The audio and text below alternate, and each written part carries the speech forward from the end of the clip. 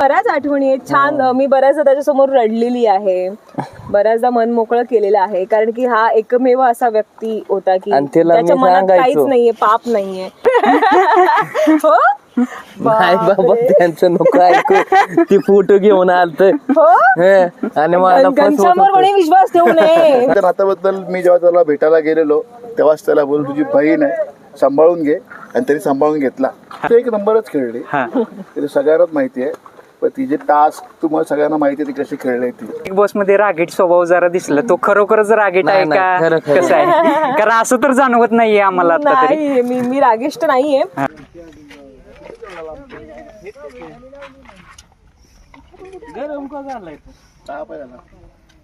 अरे आता अचानक आला, आम्ही मेडिकल शोधत होतो. दवाखान्यात का नाही नेलं, न्यायचं का त्याला? नाही आता घरीच, त्याचे डॉक्टर वेगळे आहेत ना. त्यांना सावलीत का कुठेतरी तिकडे इकडे सावली ते तर नाही पलीकडे सावली.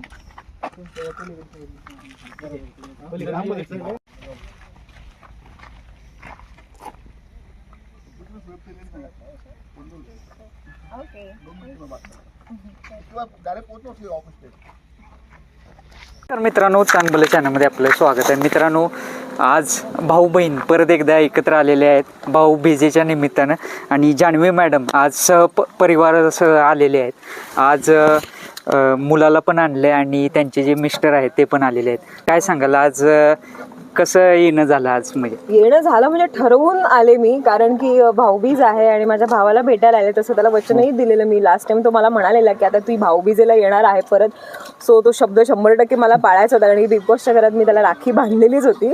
त्याच्यामुळे येणं हे 100% होतं. तर भावासाठी यायला तर पाहिजेच ना. म्हणजे आणि आपण पाहिलं की बिग बॉस मध्ये तुम्ही राखी सुद्धा बांधलेली सूरजला, तेच नातं कायम ठेवण्याचा उद्दिष्ट दिसतंय म्हणावं लागेल. हो हो हो 100%. हा, आणि आज कसं वाटतंय वातावरण एकंदरीत? कारण त्या दिवशी तुम्ही रात्री आलेला, त्यामुळे एवढं गावाकडचं वातावरण तुम्ही पाहिलं नव्हतं. कसं वाटतंय आज? ऍक्च्युली त्या दिवशी रात्री आले, खूपच अंधार होता, काही दिसेच ना.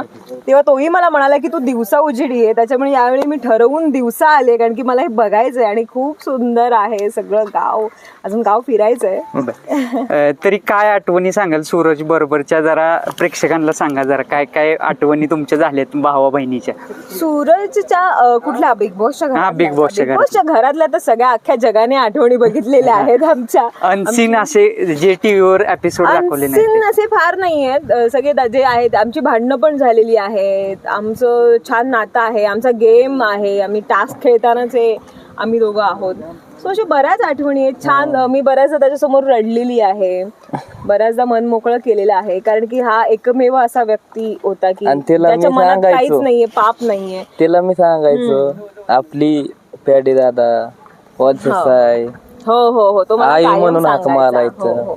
तू उलट बोलू नकोस कोणाला, तुझ्या रागावर नियंत्रण ठेव, असं नाही बोलायचं जान्हवी. तर असं बऱ्याच गोष्टी आहेत. तरी जान्हवी मॅडम, तुम्ही सिरियल मध्ये पण काम केलं, तरी बिग बॉस मधून बाहेर आल्यानंतर काय बदल वाटते साधारणतः? बिग बॉस मधून बाहेर आल्यावर बराच बदल झाला. म्हणजे एक स्वभावात बदल झाला, व्यवहारात बदल झाला, वागण्यात बदल झाला, बऱ्याच गोष्टीत अख्खं म्हणजे एक सगळं पानच पलटलंय असं काहीतरी वातावरण आहे आता तरी. सो बिग बॉस तुमचा जो बिग बॉस मध्ये रागीट स्वभाव जरा दिसला, तो खरोखरच रागीट आहे का कसं आहे? कारण असं तर जाणवत नाहीये आम्हाला आता तरी. नाही, मी रागिष्ट नाहीये, पण झालेलं असं की मी खूप रडकी आहे. त्याच्यामुळे जर मी सुरुवातीपासूनच माझा खरा स्वभाव दाखवला असता तर मी रडणारीच जान्हवी तुम्हाला एंड पर्यंत दिसली असती. किती पण मी असं दाखवण्याचा प्रयत्न होता की मी खूप स्ट्रॉंग आहे, मी कोणाला घाबरत नाही, मी खूप. आणि काय एक जो टास्क होता तो सूरज आणि तुमच्यात जी कॉम्पिटिशन होती, म्हणजे तुम्ही एकदम जबरदस्त खेळलेला, त्या टास्क बद्दल काय सांगाल? म्हणजे लगोर लावायचं होते ते. हो, लगोरीवाला टास्क तर धमालच आलेली. मला बरंच इथे लागलं पण होतं त्या टास्क मध्ये, पण मजा आली. मला सूरज सोबत टास्क खेळायला मजा यायची, कारण की असं ते तोडीस तोड असतो ना, असं काहीतरी होतं. कारण की माझ्यात पण जोश जास्त आहे, तो तर मस्त रांगडागडी असं. त्याच्यामुळे त्याच्यासोबत खेळायला मला मज्जा यायची आणि आम्ही धमाल करायचो खेळताना. जसं आपल्या घनश्यामनं सूरजला मुलगी बघितली, तसं तुमच्या नजरेत आहे का कोण असं? हो का? हो नाही बाबा त्यांचं नको ऐकू ती फोटो घेऊन आलत हो आणि मला त्यांच्यावर कोणी विश्वास ठेवू नये त्यांच्यावर विश्वास फसवतंय ते मग. फसवतंय. हो त्याच्यामुळे नाही माझ्या डोक्यात असं काही नाहीये, पण तो त्याच्यासाठी मुलगी नक्कीच शोधेल, छान मुलगी शोधेल आणि तो मला नक्कीच दाखवेल. तो त्याच्या चॉईसची असू दे असं मला वाटतं. आज तुमच्या मिस्टरांना पाहिलं एकदम शांत स्वभाव आहे आणि तुमचा स्वभाव जरा थोडासा रागीट आणि त्यांचा शांत, म्हणजे एकमेकाला समजून घेणं होते. नाही असं तुम्हाला वाटतंय शांत. तो शांत वाटत असेल पण असं काही नाहीये, तो शांत नाहीये तो आता. नमस्कार सर. नमस्कार. काय कसं वाटतंय आज सूरजच्या गावी तुम्ही आलात आणि मस्त वाटतंय. कसं वातावरण वाटतंय संपूर्ण? मस्त वातावरण तर एक नंबर आहे. बर. नात्याबद्दल मी जेव्हा त्याला भेटायला गेलेलो तेव्हाच त्याला बोल तुझी बहीण आहे, सांभाळून घे, आणि त्यांनी सांभाळून घेतला. हा. तेव्हा सांभाळायला मी खूप मला बरं वाटलं बघून ते. आणि तुमच्या मिसेस म्हणजे जान्हवी मॅडम बद्दल काय सांगाल, कसे खेळल्या बिग बॉस मध्ये? ते एक नंबरच खेळली. हा. ते सगळ्यांनाच माहिती आहे, पण तिचे टास्क तुम्हाला सगळ्यांना माहिती आहे ती कशी खेळली, ती सांगायची गरज नाहीये.